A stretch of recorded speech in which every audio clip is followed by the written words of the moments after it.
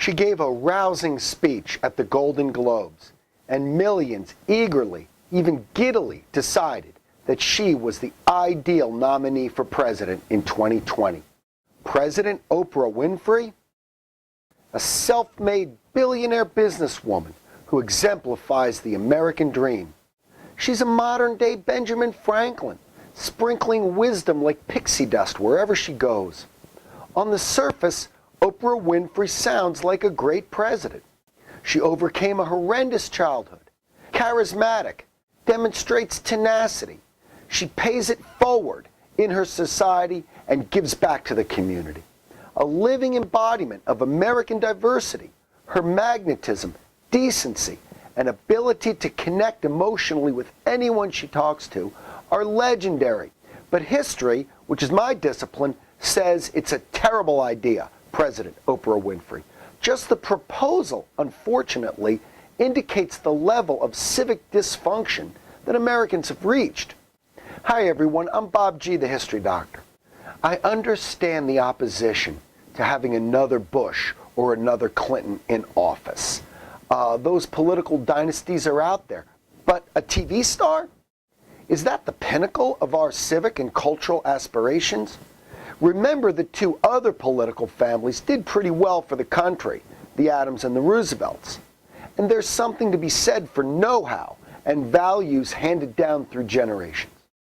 Fame and money, Oprah Winfrey has those in abundance, but they're not the same as genuine leadership qualifications. Here's a few reasons why Oprah Winfrey must not be president, even for those who think they agree with her political views, which are not terribly clear at this point. Number one is lack of political experience.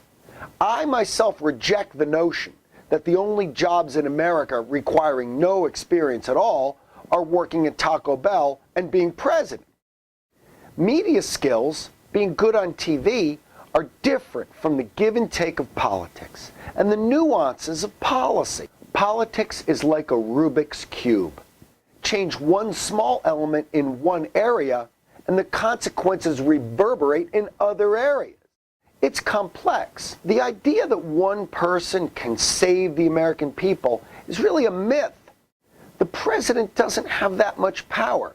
She or he is part of a system of checks and balances and is only 1/3 of the federal government. The president must work within a system that thwarts many of the president's ambitions, unlike a chief executive, which brings me to my next point. Business skills do not correlate with success in politics. Remember Abe Lincoln and my previous post about business success correlating to presidential success? The answer was a resounding no. Jimmy Carter was a very successful businessman and had a very problematic presidency. Warren Harding, Herbert Hoover. Especially in a crisis, business skills are not the same as political skills. The skills that it takes to amass money and business success are not those needed for the complexity of checks and balances, federal and state relations, foreign policy, national security.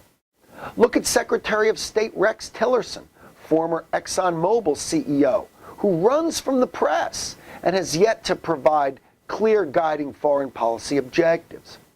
Oprah is a superstar businesswoman, but in my judgment, she lacks the policy chops. It's my hope that America will re-professionalize the office of president. Democratic politics must not be reduced to show business, and it's certainly not about TV ratings. In conclusion, America must be no celebritocracy. It's easy to ride the wave that says, politicians have failed us, drain the swamp. But experience and knowledge and proven leadership are what count the most. Will the presidency become just the battle of the billionaires?